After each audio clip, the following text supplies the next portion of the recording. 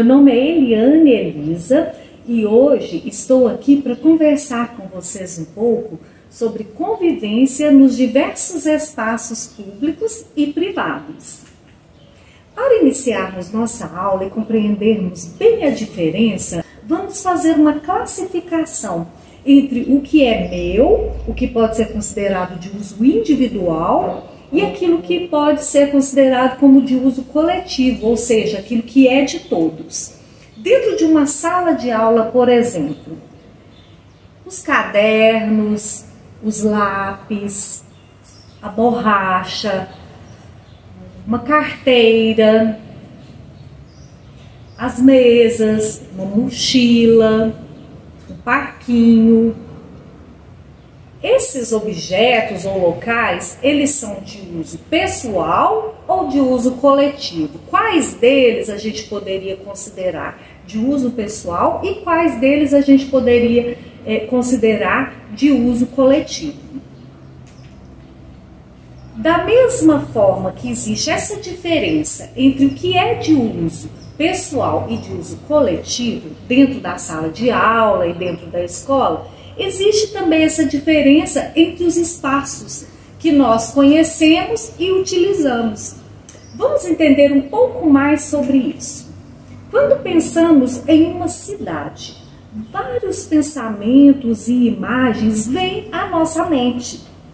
Sabemos que nas cidades tem ruas, bairros, casas, prédios, comércios, indústrias e pessoas. Mas a população de uma cidade pouco se pergunta, ou quase nunca, se esses espaços são públicos ou se eles são privados. Você sabe qual é a diferença? Vamos lá então. Quais desses lugares podem ser utilizados por várias pessoas ao mesmo tempo?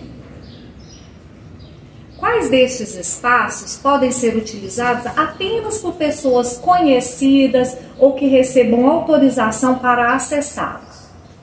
Os espaços públicos são aqueles que são administrados pelo governo e pertencem à população.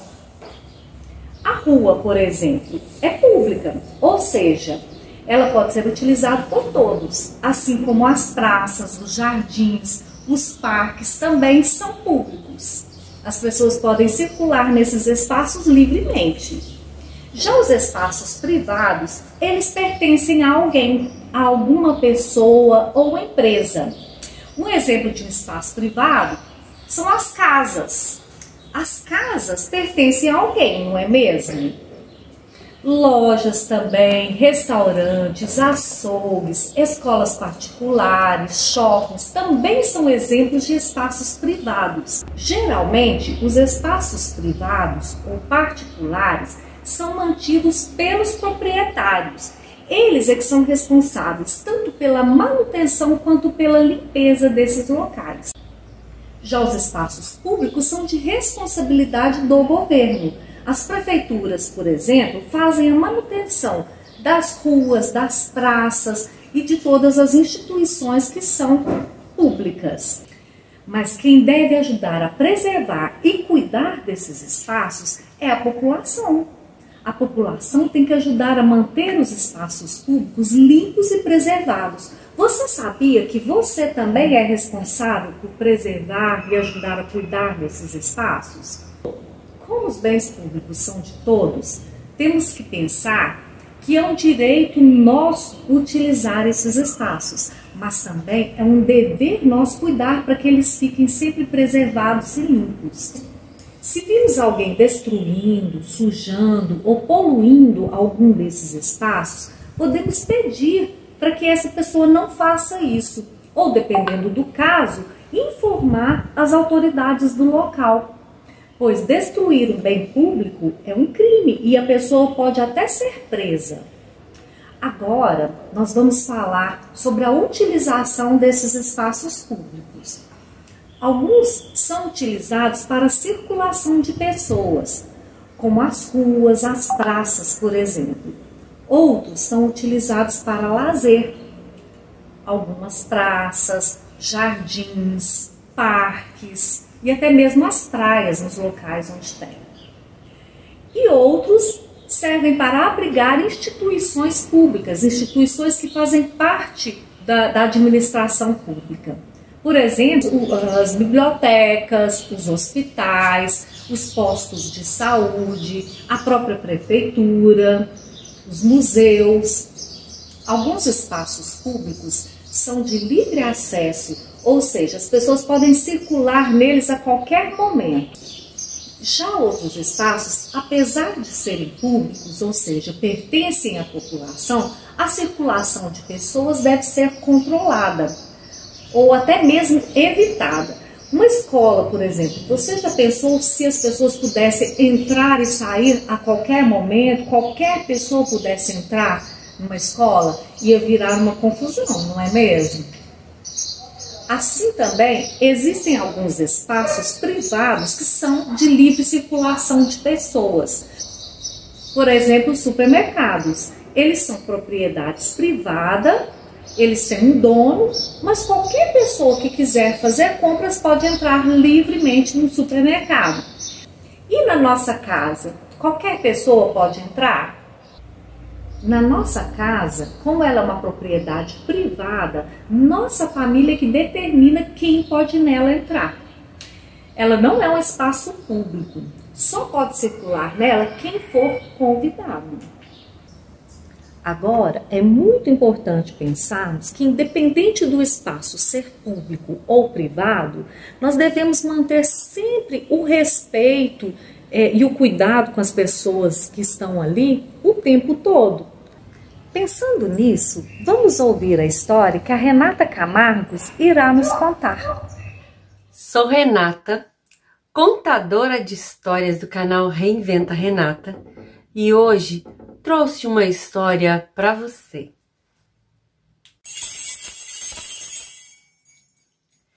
Eu vou te contar uma história, agora atenção, que começa aqui no meio, na palma da tua mão. Bem no meio tem uma linha ligada ao coração, que sabia dessa história antes mesmo da canção. Da tua mão, da tua mão, da tua mão. Vamos falar de convivência? O filósofo Schopenhauer escreveu uma fábula há muito tempo atrás que explica bem o que estamos vivendo agora, nessa época de pandemia, confinamento e quarentena. Há muito tempo atrás, há milhares de anos atrás, na era glacial, o gelo e o frio tomou conta do planeta. Muitas espécies de animais e plantas sucumbiram e pereceram, desapareceram da Terra. Porém, um bando de porcos-espinhos se uniram para aguentar aquele frio. O calor do corpo dos seus colegas fazia com que eles aguentassem aquele frio intenso. Então eles ficavam bem pertinho o tempo todo. Porém, com a proximidade intensa, quanto mais frio fazia, mais juntinho eles ficavam para sentir o calor do corpo um do outro. Veio também os ferimentos. O espinho de um, às vezes, feria o seu colega mais próximo, que lhe dava mais calor. Então, feridos e machucados, esses porcos-espinhos começaram a se distanciar, separados, feridos, magoados. Eles ficaram distantes um do outro. Muitos deste bando não aguentaram o frio intenso sozinhos e morreram. Os que sobraram perceberam que a única maneira de sobreviver a essa era de frio intenso era se unir novamente. Então, bem devagar, eles foram chegando próximo, ficando próximos, chegando perto e mais perto e mais perto. Ficaram juntos, a uma distância respeitosa um do outro, para que eles fiquem juntos, se aqueçam, se amparem, mas não cheguem a ferir e machucar uns aos outros. E assim, estes conseguiram e estão na Terra até hoje. Um beijo. Todos nós temos espinhos. Espinhos? Como assim, professora? É uma maneira de dizer que todos nós podemos ferir as outras pessoas com palavras que falamos às vezes sem pensar, em momentos que estamos nervosos, com raiva ou até mesmo triste e não controlamos bem as nossas emoções. Sentir raiva, medo, alegria, tristeza é normal. Todo ser humano, em muitos momentos da vida, sente essas emoções. O que não podemos é deixar em que um momento em que não estamos muito bem, façamos com o outro aquilo que a gente não gostaria que o outro fizesse conosco. Nesses momentos é bom contar até 10, respirar fundo e só então tomarmos a decisão de falar o que está acontecendo e como estamos nos sentindo. Como vimos na aula de hoje, nós compartilhamos diversos espaços, tanto públicos quanto privados, com outras pessoas. E por isso é importante sabermos cuidar desses espaços e das relações que estabelecemos neles, para convivermos com respeito, educação e de forma harmoniosa e feliz. Agora eu convido vocês a fazermos juntos uma atividade que vai nos ajudar a entender um pouco mais as nossas emoções. Vamos lá?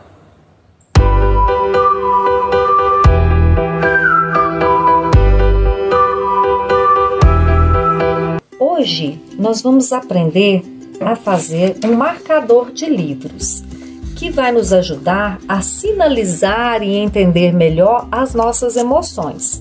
Para isso, nós vamos precisar de uma folha de papel, uma tesoura. Eu estou usando essa tesoura grande, mas você pode usar aquela pequenininha de cortar papel. Uma cola, canetinhas, lápis de colorir e pode usar folhas coloridas se você preferir. Nós vamos fazer com essa branca aqui. O primeiro passo é cortar essa folha em 4 partes. Para isso, nós vamos dobrá-la ao meio e depois dobrá-la novamente. E vamos cortá-la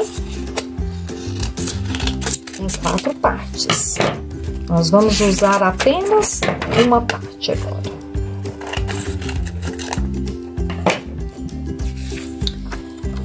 Pegando essa parte, você vai dobrá-la na posição vertical.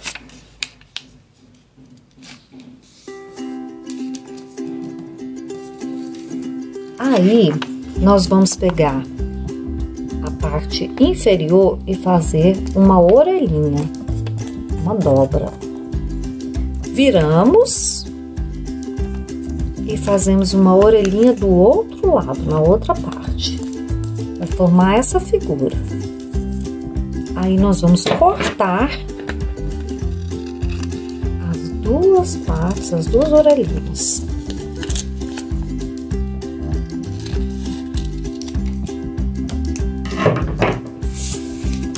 Agora, nós vamos abrir, vai ficar parecido com uma bandeirinha, né? Aquelas bandeirinhas que a gente usa na festa junina. Nós vamos pegar a primeira parte e vamos dobrar. E dobramos também a segunda parte.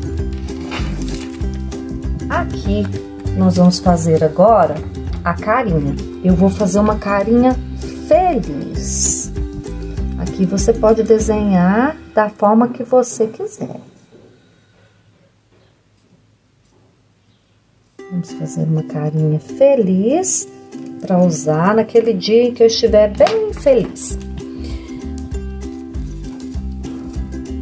E vamos colar essa parte.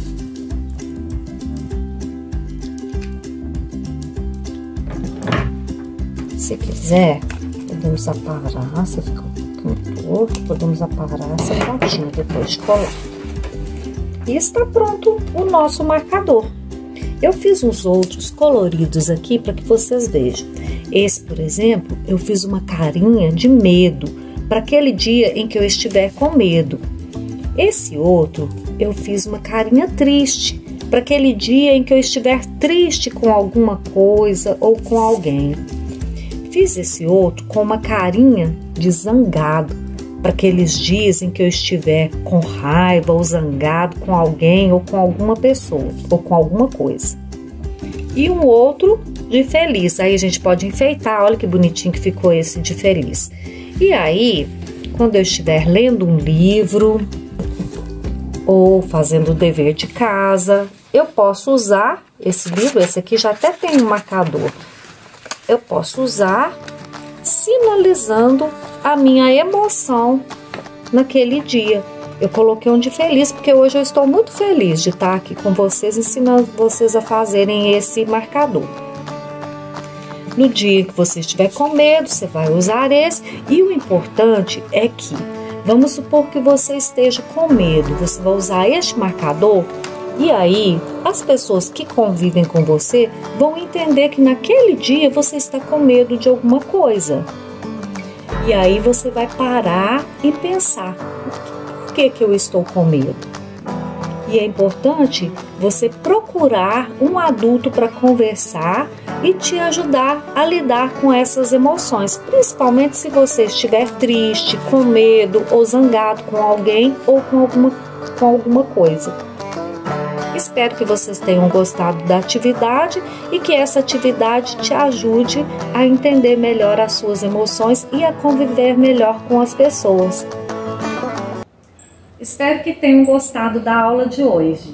Um grande abraço para vocês, um grande beijo e até mais. Tchau!